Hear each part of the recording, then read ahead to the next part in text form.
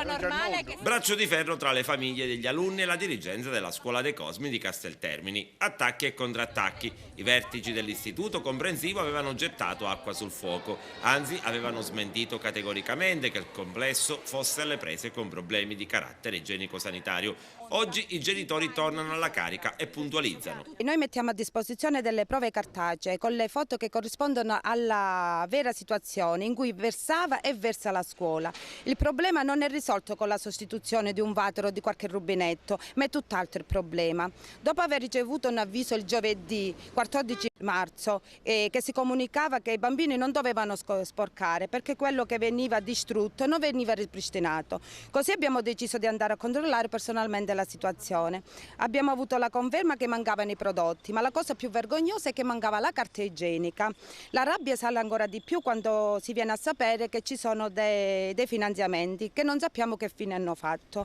Noi non abbiamo dichiarato il falso, come è stato ingiustamente affermato dal dirigente amministrativo della scuola, perché a testimonianza di tutto ciò è la conferma della presenza del sindaco, del comandante dei vigili urbani, del comandante dei carabinieri, il quale ha fatto chiudere la scuola per 2 giorni. Noi genitori non abbiamo accusato l'irreperibilità fisica della nostra dirigente nel momento della malattia, ma nel momento che veniva richiesta e non era reperibile neanche al telefono. Noi siamo qui delusi e pieni di rabbia e chiediamo non solo diritti e doveri, ma soprattutto la partecipazione del rapporto scuola-famiglia ai fini della salvaguardia e la sicurezza dei nostri figli e del personale scolastico. C'è pure il problema delle 25 euro che la dirigente il primo giorno di scuola ci ha chiesto in una riunione speciale di dare 25 euro di acconto per le divise che ancora siamo ora ad aprile e non abbiamo visto niente. Dove sono andate a finire questi soldi e le divise dove sono? Noi vogliamo delle risposte concrete,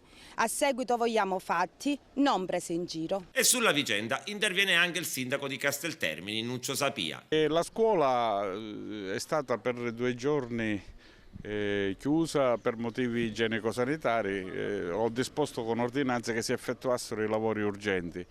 Dopodiché ho partecipato a un'assemblea spontanea provocata dalle mamme e abbiamo chiarito ogni cosa. Ci sono dei problemi che erano di ordine strutturale, ma abbiamo riscontrato altri problemi di pulizia ordinaria.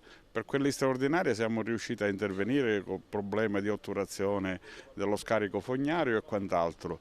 In assemblea abbiamo convenuto con i genitori di tenerci vicino in un confronto continuo e giornaliero per risolvere man mano tutti i problemi. Certo è che bisogna migliorare la comunicazione, la relazione tra i genitori e la dirigente perché i problemi alle volte non discutendoli, non affrontandoli, diventano più grandi di quelli che sono.